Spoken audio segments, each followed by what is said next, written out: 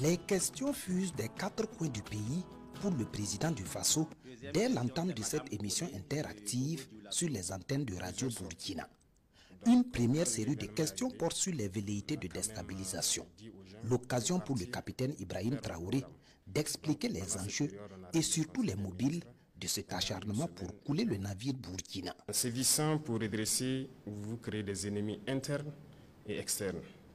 Il faut donc s'attendre à ces situations de déstabilisation, d'assassinat et de tout. Parce que nous avons touché aux intérêts de beaucoup de personnes. Il y a donc une inégalité sociale, il y a de la corruption, il y a une mauvaise gestion de la chose publique. Si nous essayons de vouloir redresser tout ça, forcément on va toucher aux intérêts individuels de certaines personnes.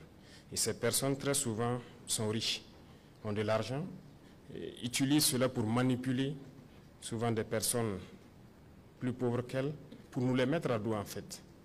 Ça c'est à l'interne et ces mêmes personnes n'hésitent pas à coaliser donc avec les forces impérialistes qui passent leur temps donc à nous endeuiller, à nous appauvrir. L'autre pan, ce sont ces forces extérieures-là.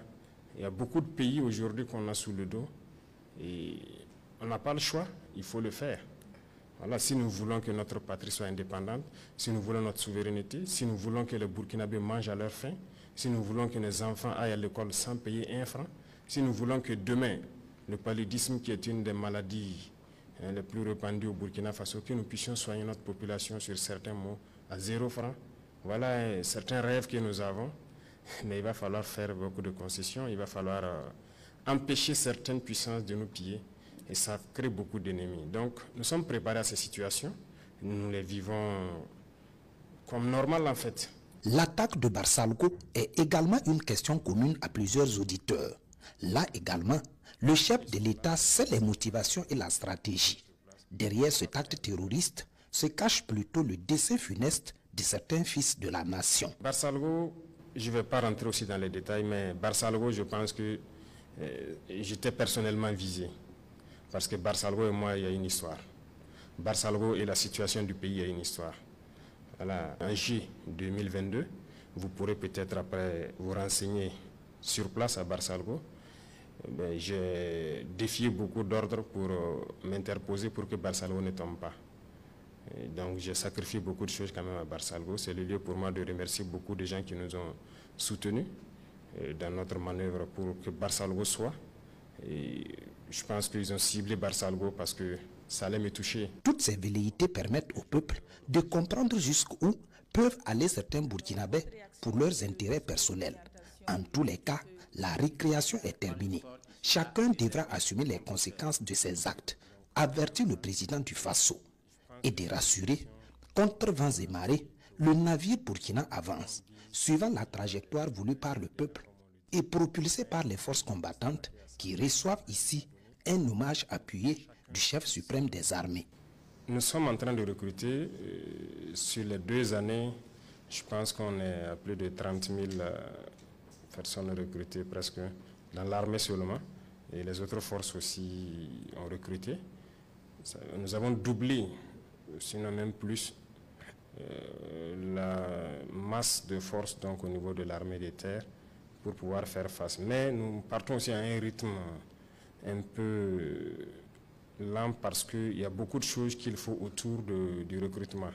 Si vous remarquez, nous avons recruté en temps 5 000, après on est passé à 10 000, aujourd'hui nous sommes à presque 15 000, parce que la formation, il ne faut pas la bâcler.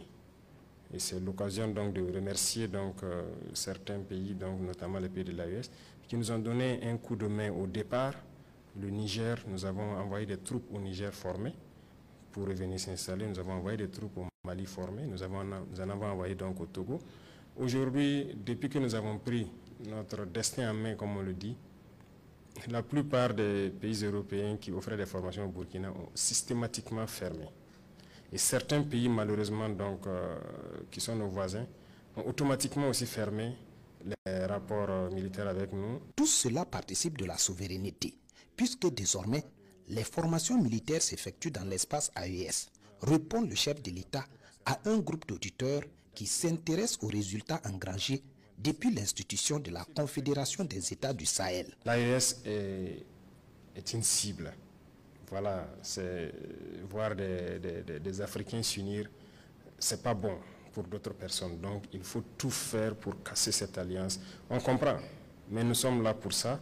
Et voilà pourquoi très tôt nous avons commencé donc à mettre en place immédiatement dans chaque pays des officiers de liaison.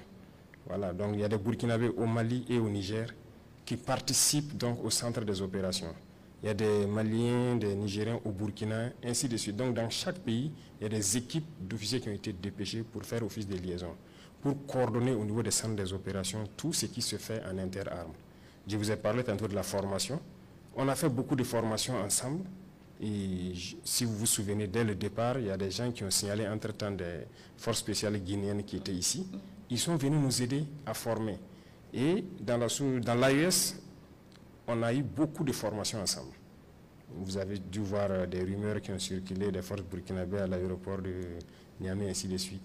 On a fait de l'entraînement ensemble, mais on fait aussi du combat ensemble. À ce rendez-vous avec les auditeurs de Radio Burkina, le capitaine Ibrahim Traoré décline une fois de plus sa vision d'un Burkina industrialisé. Construction de rails modernes, installation d'usines d'exploitation et de transformation de nos matières premières, tout est fait pour créer en interne des emplois pour les jeunes et de la richesse pour le pays, conclut le président du FASO.